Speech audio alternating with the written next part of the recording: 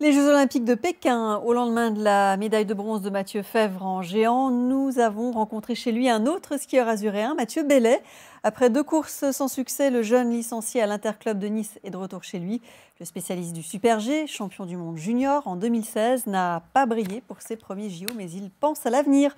Son entretien avec Emmanuel Félix et Séverine Neckelmann. Des souvenirs qui resteront gravés à jamais. De retour chez lui à Nice, après ses premiers Jeux Olympiques, le jeune niçois de 25 ans, Mathieu Bellet, nous fait partager ses émotions. C'est une course d'un jour.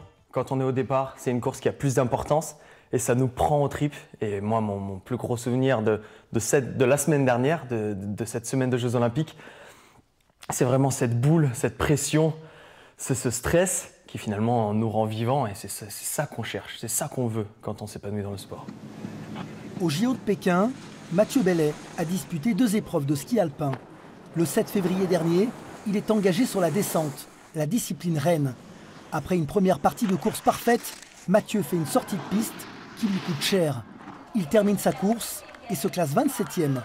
Sur la ligne d'arrivée, c'est un mélange de déception et de fierté. Je voulais jouer avec les meilleurs, je voulais aller chercher devant, quitte à me tromper, et c'est exactement ce qui s'est passé. J'ai été au combat, jusqu'au 2e intermédiaire, j'étais devant. Et après, il y a une grosse faute qui arrive. Quand on joue, on peut perdre. Et c'est vraiment cette optique-là que je voulais avoir là-bas. Donc, aucun regret là-dessus. Le lendemain, Mathieu dispute sa seconde épreuve des JO, le Super G. Une discipline où il a obtenu son premier podium en Coupe du Monde en mars 2021. Le Niçois est plus motivé que jamais et prend tous les risques.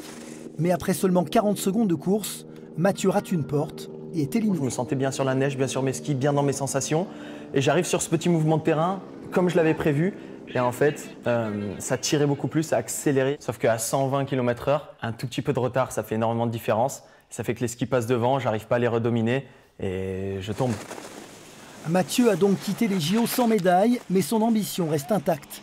Pour cette fin de saison, il espère obtenir de nombreux podiums en Coupe du Monde, avec en ligne de mire les championnats du monde de ski alpin organisés en France en février 2023.